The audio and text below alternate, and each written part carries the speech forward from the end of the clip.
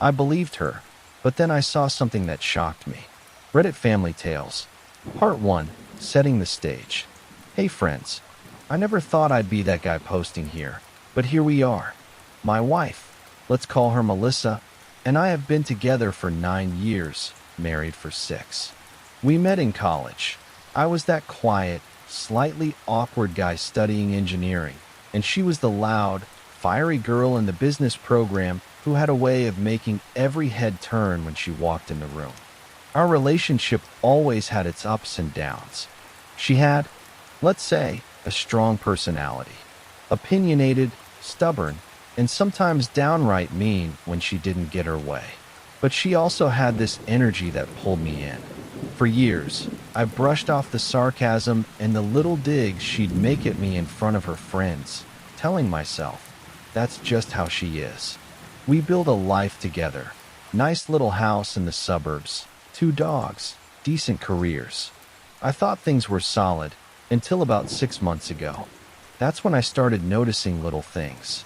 She was on her phone a lot more, not just scrolling, but smiling at her screen in this way I hadn't seen in years. She suddenly started caring a lot more about her appearance before girls' nights that I wasn't invited to. And the perfume, the expensive stuff she used to only wear on anniversaries, became a part of her everyday routine. At first, I told myself I was imagining it. Maybe she just wanted to feel good about herself. Maybe she was going through some mid-30s glow-up. But deep down, that pit in my stomach was growing.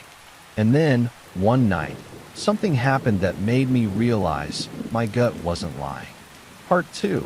The first crack. It was a Thursday night. I'd just gotten home from work around 8 p.m. after staying late to finish a project. Melissa wasn't there, which wasn't unusual. She'd mentioned she was grabbing drinks with the girls after work. But when I walked into the kitchen, I noticed something weird. Her favorite wine glass, the big one she always uses, was in the sink, and there was a half-empty bottle of Merlot on the counter. That wouldn't have been strange, except she doesn't drink wine before going out. She always says it makes her too sleepy. The other thing? 2 glasses. One with lipstick, one without. I remember just standing there, staring at them, and feeling my chest tighten. I tried to shake it off. Maybe her friend came over before they went out. Maybe they just had a quick glass together. But that pit in my stomach? It doubled in size. I sat on the couch, scrolling through my phone, half watching TV, waiting for her to come home. Around 11:30, I got a text. Hey babe, staying at Jenna's tonight. Too many drinks, don't want to drive. Love you. Now, Melissa has never been the sleep over at a friend's house type. She hates sleeping anywhere but our bed. And too many drinks didn't match her usual cautious 2-cocktail limit. I didn't reply right away. I just stared at my phone, my brain spinning. And then, I made a decision that would change everything. I decided I'd swing by Jenna's in the morning before work, just to grab Melissa's car so she wouldn't have to Uber. Totally innocent, right? Only, I never made it to Jenna's. Part 3. The Detour. So the next morning, I got up early, figuring I'd just stop by Jenna's, grab Melissa's car, maybe even surprise her with breakfast. I told myself it was a thoughtful move, but really, I think I already knew I was going fishing for answers. When I pulled out of the driveway, I punched Jenna's address into my GPS. I'd been there before, but not enough to remember exactly which street it was on. I'm about 5 minutes away when my phone buzzes. It's Jenna, which is strange because I haven't talked to her directly in over a year. I answer, and her voice is groggy but confused. Hey, did you need something? Yeah, I say, trying to sound casual. Just swinging by to grab Melissa's car for her. She said she stayed at your place last night. There's this pause. A too long pause. Then, she wasn't here last night. I swear I felt my blood run cold. Wait, what do you mean? I ask, and she goes, I haven't seen her in weeks. Everything okay? I hang up before I say something stupid. My hands are shaking. I pull over to the side of the road and just sit there, staring at the steering wheel. I checked Melissa's location on Find My iPhone. Yes, I know, a little shady, but at this point, I'm beyond caring. And there it is. She's not at Jenna's. She's at some apartment complex I don't recognize. And my gut, it's no longer whispering. It's screaming. Part 4. The door that shouldn't have opened. I didn't even think. I just drove straight to the pin on the map. It was one of those newer apartment complexes, clean, modern, with little potted plants outside each door. Her car was right there in the guest parking lot. I walked up the stairs, my heart pounding so hard I could hear it in my ears. The GPS said she was in Unit 207. I had no plan. I wasn't even sure what I'd do if she answered. Part of me hoped I was wrong. I knocked. There was movement inside. Then the door opened a crack. Melissa stood there in an oversized t-shirt that definitely wasn't mine. Hair messy, eyes wide. Behind her, I caught a glimpse of a man in sweatpants, shirtless, standing in the kitchen like he'd just woken up. She froze for half a second, then her face twisted into this fake, annoyed smile. "Oh my God, what are you doing here?" she said, like I was the one out of line. I just stared at her. "Who is he?" She rolled her eyes, stepped outside, and shut the door behind her. "Relax. He's just a friend. I stayed over because Jenna's place was full, and this was closer to work." The lies started pouring out before I could even process what I was seeing. Her tone was sharp, defensive, not guilty, not apologetic, but angry. The guy inside called out, "You good, Mel?" And she practically screamed back, "Yeah, I'm fine," before grabbing my arm and trying to lead me away from the door. That was the moment I knew. She wasn't going to tell the truth. Not now, maybe not ever. But I was about to get it out of her. Part 5. Parking Lot Meltdown. She pulls me down the stairs like I'm some drunk at a bar she's trying to hustle out before I embarrass her. We get to the parking lot, and I jerk my arm away. "Melissa, stop." "Who is he?" She crosses her arms and gives me that look, the one she uses when she's about to turn everything back on me. "Why are you being so dramatic? He's literally just a coworker. I told you, I didn't feel safe going home alone last night, and Jenna couldn't have me over. Jenna says she hasn't seen you in weeks." That got her. For half a second, her face flickers like I'd punched her in the gut. Then she shrugs and says, "Well, I mean, I didn't technically go inside Jenna's. I just, didn't want you to overthink." Overthink. I can hear my voice getting louder. "You lied to me about where you're staying. I find you in some guy's apartment, and I'm overthinking." And then, this is the part that almost made me laugh. She actually says, "God, you're so insecure. This is exactly why I didn't tell you." The audacity. I tell her flat out that I'm not leaving until I get the truth. That's when she starts crying. Not the sobbing, broken kind of crying, but the loud, angry, "How dare you accuse me?" crying. We're in the middle of the parking lot, her voice carrying, people walking their dogs and staring at us. And I realize she's more worried about looking bad than actually explaining anything. That's when I decided I was going to find out the truth without her help. Part 6. Playing detective. After that parking lot circus, she stormed off back upstairs, slammed the door, and texted me an hour later. "I need space. You're acting crazy. I'll be home later." I didn't reply. Instead, I went home, sat down at my desk, and started pulling every little thread I could think of. First stop, phone records. She's not dumb enough to leave obvious messages, but the call log told its own story. There was a number I didn't recognize, same area code, same 3 digits in the middle, dozens of calls and texts at all hours. Even during times she'd told me she was at work meetings or out with her mom. Next, her Instagram. She'd recently switched to private, but she forgot she was still logged in on the old tablet we keep in the living room. I went through her DMs. Most were harmless, but then there he was. The same guy from the apartment. His username was some cringe gym bro type handle, and their messages? Flirty. Not coworker friendly flirty. The worst was a picture she'd sent him 2 nights ago. Her in the dress I'd bought her for our anniversary last year. Captioned, "Thinking of you. Wish you were here instead." That one felt like someone punched me in the chest. I didn't even know this guy's full name yet, but I was about to. And when I found it, the rest of the pieces started falling into place. Fast, ugly, and way more than I expected. Part 7. The Timeline from Hell. It didn't take long to figure out his full name. One quick scroll through her tagged photos from a work event a few months back, and there he was, arm around her shoulder, same smug face I saw in that apartment doorway. His name's Derek. I did what any angry, suspicious husband would do at that point. I Googled him. LinkedIn, Facebook, public Venmo transactions. The guy basically gift-wrapped his life story for me. And that's when I saw it. Photos of them together going way back.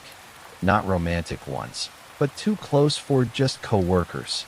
Little captions like, "Best team ever," or "Can't imagine work without you," sprinkled over the past year. But the real gut punch. A picture from last Christmas. Her and Derek grinning in front of a Christmas tree that wasn't ours. Same dress she'd told me she didn't get a chance to wear because she was too tired to go to my company holiday party. The timestamp on that photo, 2 days before Christmas.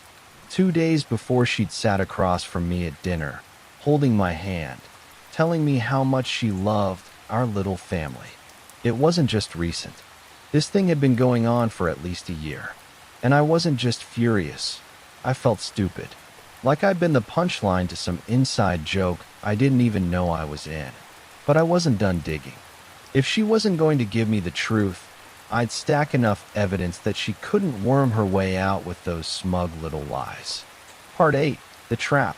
By this point, I wasn't even looking for closure. I wanted her caught. No more "you're overthinking" or "you're insecure" gaslighting. I wanted the kind of evidence that would make her jaw lock and her eyes dart like a cornered animal. So, I made a plan. Melissa had already told me earlier in the week that she was working late on Friday because of a big client project. I pretended to believe her. I even kissed her goodbye that morning like everything was normal. Meanwhile, I'd already arranged to leave work early. I parked my car 2 blocks away from her office and waited. Sure enough, around 6:15, she comes out, not in her usual work clothes, but in that low-cut red top she only wears when she's hunting. She's smiling at her phone, walks right past her car, and meets up with none other than Derek, who's leaning against his truck like some bad soap opera character. They hug, longer than co-workers hug, and he kisses her on the temple. Then they get in his truck and drive off. I follow. They don't go to a client meeting. They don't go anywhere near her office. They drive straight to that same apartment complex from before. He parks, she hops out, and they head inside like it's their Friday ritual. I sat there in my car, gripping the steering wheel so hard my knuckles were white. Every part of me wanted to storm in, but I forced myself to wait. I texted her, "Hey, just got home. How's work going?" 2 minutes later, "Ugh, so busy. Might be here late." There it was, the lie in real time. And that's when I decided tomorrow I'd end this. No screaming in a parking lot. No public drama. I was going to take my time and burn every bridge she thought she'd built. Part 9. The setup for the kill shot. I barely slept that night. I lay in bed, staring at the ceiling, running through every word I was going to say. Every time I thought of her smiling at her phone while lying to me, my blood boiled all over again. The next morning, I got up before she did. I made coffee like it was any normal Saturday. She came into the kitchen wearing his oversized hoodie. I recognized it from his Facebook profile picture, and she didn't even try to hide it. Just gave me this fake smile and a "morning, babe." I played along. I asked about her late night at work. She spun the usual bullshit. Client dinner ran long. Traffic was bad. Didn't want to wake you. I nodded, pretending to believe her, while in my head I was counting down the minutes. Because here's the thing, I'd already called her mom, her sister, and Jenna. I sent them each the same text. Hey, I think Melissa's in trouble. Can you come over around noon? It's important. I also printed out everything. Phone logs, screenshots of her DMs, pictures of her and Derek from social media, even the time-stamped photo from Christmas. It was all in a neat folder sitting on the coffee table. At 11:59, I heard the knock on the door. Melissa was still in the kitchen, scrolling her phone, completely unaware. When she walked into the living room and saw her mom, her sister, and Jenna sitting there, and that folder on the table, her face drained of color. "Sit," I told her. My voice was calm, too calm, and that's when I opened the folder. Part 10, The Evidence Bomb. I slid the folder toward her like it was a legal subpoena. "Go ahead, Melissa. Open it." She glanced at her mom, then at me, then back at the folder. She didn't move, so I opened it for her, pulled out the first sheet, a printout of her text messages to Derek, and read one out loud. "Thinking of you. Wish you were here instead." Her mom's eyes went wide. Her sister looked like she wanted to sink into the couch. "Jenna?" She crossed her arms and shook her head. Melissa snatched the paper from my hand. "You went through my phone. That's illegal." She barked, like that was the problem here. "Illegal?" I said. "You've been lying to me for a year. I think we're past worrying about privacy laws." Then I laid out the phone logs, the Instagram DMs, the Find My iPhone screenshots, the Christmas photo. With each page I slapped down, she got smaller in her seat, still trying to roll her eyes, still trying to scoff, but the color was gone from her face. Her mom finally spoke. "Melissa, is this true?" Melissa mumbled, "It's not what it looks like." "Not what it looks like." I shot back. "You stayed the night at his apartment. You skipped our holiday party to spend it with him. You lied to my face yesterday. What exactly does it look like, then?" And that's when she snapped, full-on defensive, voice raised, blaming me for working too much and not paying enough attention. But this time, she wasn't convincing anyone, not even herself. Part 11, The Desperation Play. Melissa's voice went from defensive to flat-out unhinged. She stood up, pointing at me like I was the one on trial. "You don't get it, do you? You've been checked out for years. I practically raised myself in this marriage. Derek was there for me when you weren't." Her mom gasped. "Melissa," but she wasn't done. "You work late, you come home tired, and you expect me to just sit here and wait for your scraps of attention? I'm still young. I deserve to feel wanted." That was her desperation play. The classic, "you made me cheat" defense. I could see her scanning the room, hoping someone, anyone, would nod along. But her mom looked furious. Her sister was glaring at her. "And Jenna?" she muttered under her breath. "Wow, you really are something else."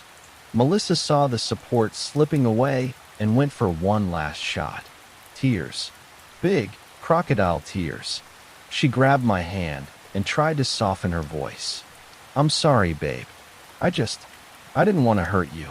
We can fix this. You know I still love you." And that's when I pulled my hand back, reached into my pocket, and slid my wedding ring onto the coffee table. "No, Melissa," I said, my voice steady. "You love yourself.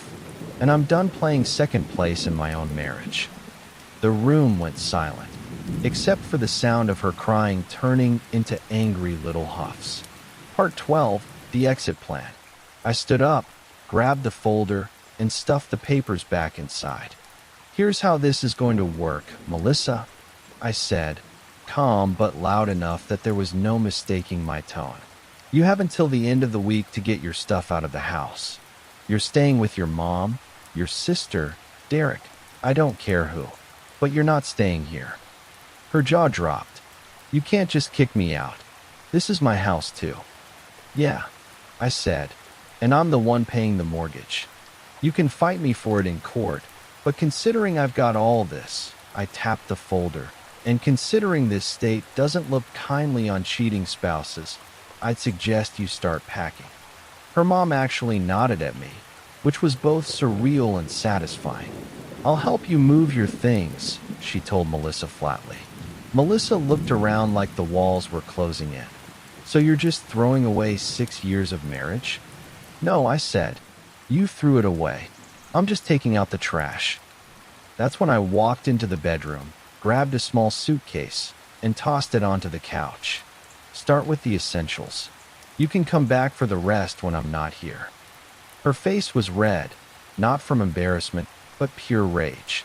She muttered something about me regretting this as she stormed into the bedroom to pack. I didn't regret it for a second. Part 13, the final scene. She spent the next hour stomping around the house, slamming drawers, yanking clothes off hangers. Like the louder she was, the more control she had. At one point, she came into the living room holding a framed wedding photo. You want this back? She sneered. Nope, I said without looking up. Trash Days Tuesday. That made her slam it into the suitcase so hard the glass cracked. Her mom tried to get her to calm down, but Melissa wasn't having it. She made a big show of accidentally knocking over the lamp in the hallway, muttering, "Oops," without even glancing at it. Then, right before she walked out the door, suitcase in one hand, hoodie still hanging off her shoulders, she turned to me and said, "You'll come crawling back. You always do." I smiled, actually smiled for the first time in days. Not this time. She froze for a second, like she didn't know what to do with that.